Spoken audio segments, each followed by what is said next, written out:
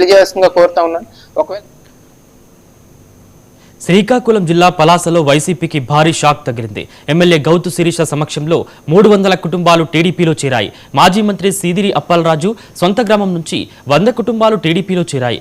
వజ్రపు కొత్తూరు మండలం కొత్తపేట పంచాయతీకి చెందిన సుమారు 200 మంది టీడీపీ కండువాలు కప్పుకున్నారు. సీదిరి అప్పలరాజు గ్రామం దేవునాలతాండా నుంచి 100 కుటుంబాలు పలాసకు వచ్చి ఎమ్మెల్యే గౌతు శిరీష సమక్షంలో టీడీపీలో చేరారు. వారందరికీ ఎమ్మెల్యే శిరీష పసుపు కండువాలు కప్పి పార్టీలోకి సాదరంగా ఆహ్వానించారు. అప్పలరాజు మా కులస్తుడన్న కారణంతోనే అండగా నిలిచాం, కానీ పదవిలో ఉన్నప్పుడు మా కులానికి గ్రామానికి ఎలాంటి అభివృద్ధి సహాయం చేయలేదని దేవునాలాల్ గ్రామస్తులు ఆవేదన వ్యక్తం చేశారు.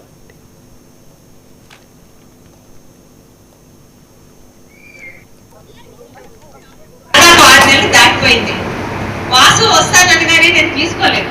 ఎందుకంటే కష్టకాలంలో నాతో ఉన్న మా పెద్దలకు కూడా నేను గౌరవం ఇవ్వాలి. అలాగే వాసు పట్టుదల ఎలాంటిదో చూద్దామని నేను వదిలేశాను. సాధారణంగా తను రాగానే నేను తీసుకొని ఉంటే తను ఎలా ఉండేవాడో, నేను చూద్దామంటే తన ప్రయత్నం పట్టుదలగా వదలకుండా ఎంత దాకా తీసుకెళ్తాడో చూద్దామని వదిలాను. ఈరోజు తను పెద్దలందరినీ ఒప్పించాడు. ఈ రోజు ఇంతమంది మధ్యలో ఎన్నికలు ఇంకా రాకుండానే మా